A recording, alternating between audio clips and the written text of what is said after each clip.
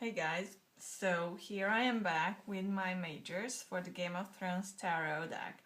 The very first card as the Fool is Sansa Stark. Her character to me represents the most the Fool's journey. She starts off so naive and innocent, and she looks with such excitement into the future, or when she thinks that marrying Joffrey will be the most amazing thing in her life. And she is unburdened by fear, and slowly she starts to experience life in its harshness, but she learns from these experiences and she integrates the lessons slowly and she grows from it. So she represents journey, she represents the idealism that is the Fool and the innocence, and she's open to new experiences. And when she starts off, she has no life experience, nor does she have wisdom.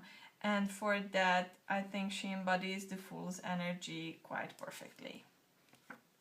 My magician is Bran. He displays powers which are special, and he can harness the energy of the higher realms to create changes in the world.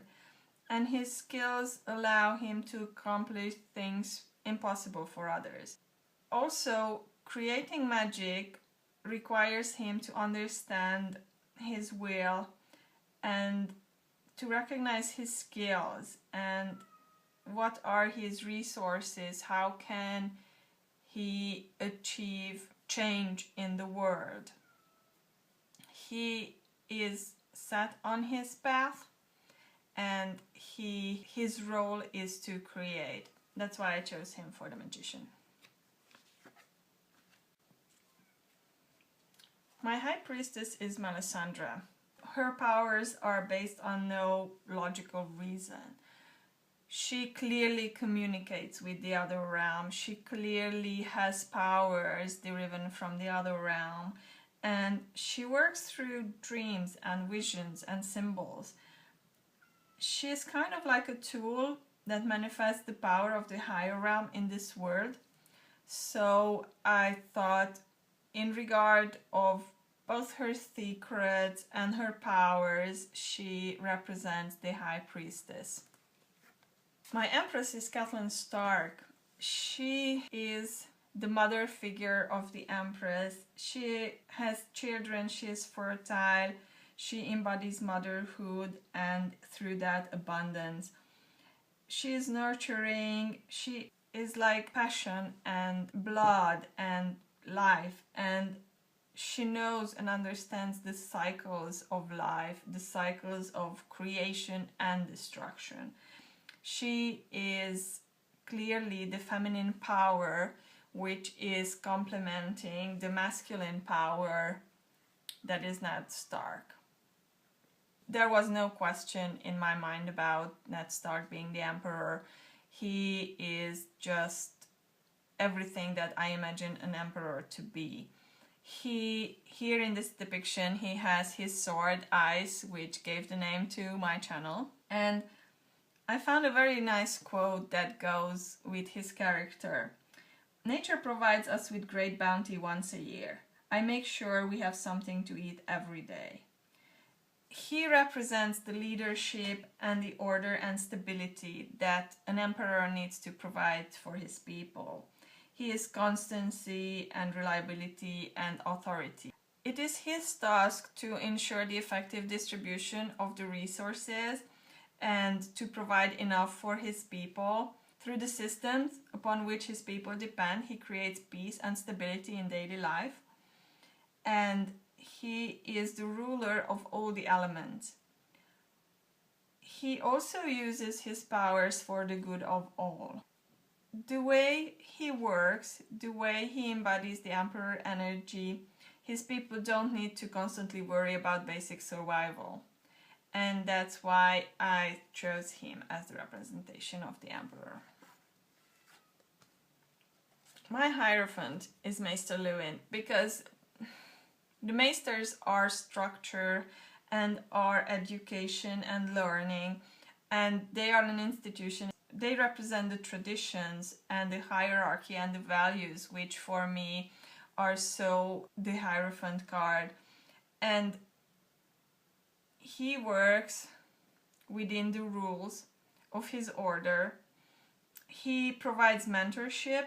For him, it is important to adhere to the system and to hierarchy, and that also determines his set of beliefs and sometimes restricts him when we see how he reacts to the tales of magic and to the tales of what lies beyond the wall. I really like that Maester Luwin still remains humane in his work, being the Hierophant, so he works for his students. He is a true mentor. That's why I chose him. My lovers have to be Cersei and Jaime. They represent both important aspects of the Lovers card, both the choices and the kind of love that sometimes we are powerless to do anything about. And through their relationship, even though society frowns upon that, they follow their heart, they follow their inner truth, and they stand by their choices. They live through the consequences of their choices. And this embodies the duality and the conflict which can sometimes be in the Lover's card. It is not all happy and lovely, and it is not only about the kind of love where everything is perfect, but the kind of love that makes us evaluate what we believe in and what we want to fight for and how we want to live our lives. So I chose them as the lovers. My chariot is Bran and Odor. And I chose them because instead of an object, I really like how they are working together. Like, Bran is the will and Hodor is the power. And together they are able to reach his goals and to move towards what Bran needs to experience through the power and strength of his chariot. And they are able to harness the energies that both of them can provide, and together create this power to be able to move forward and to achieve the goals that they set out to achieve. So I really thought this would be a fitting tribute to Hodor. My strength card is Daenerys and her dragon. I have always had a soft spot for dragons, and in this picture, the way she gently strokes the dragon's head and how in unison they are, and it is so obvious that she could never force the dragon because she is nowhere near as powerful as her dragon is, and nevertheless she is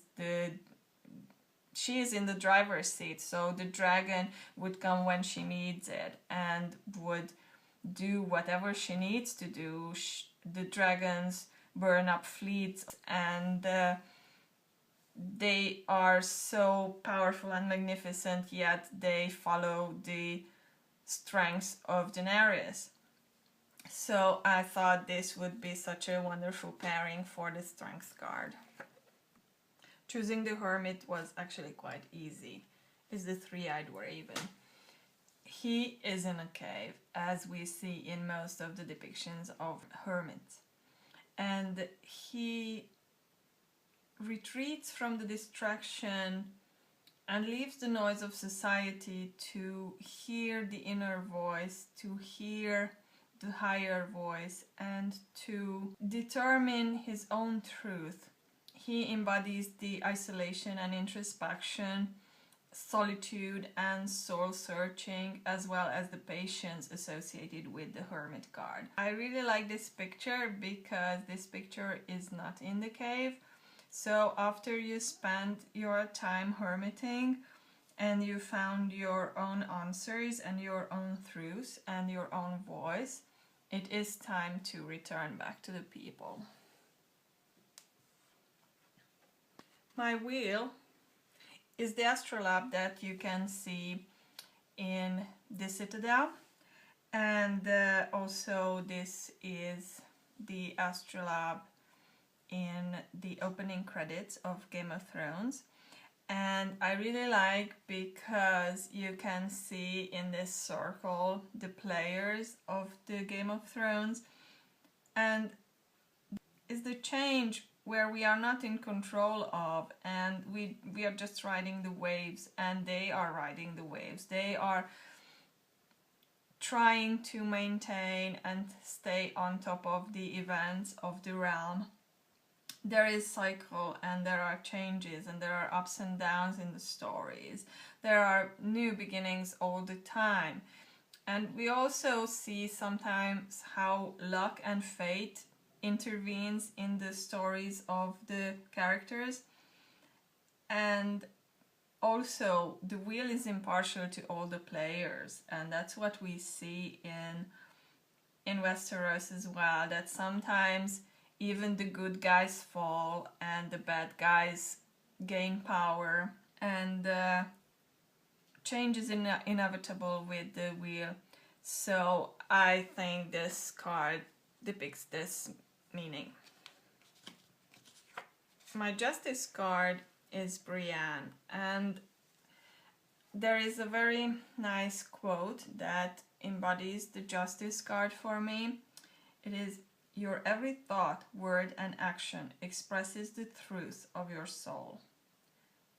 And for me, the Justice card is about fairness and morals and understanding the consequences, honor and truth. And she is the most honorable person besides Ned Stark that I see in the series. So for me, Brienne of Tarth has to be the Justice. For me, she was the perfect embodiment of the Justice card.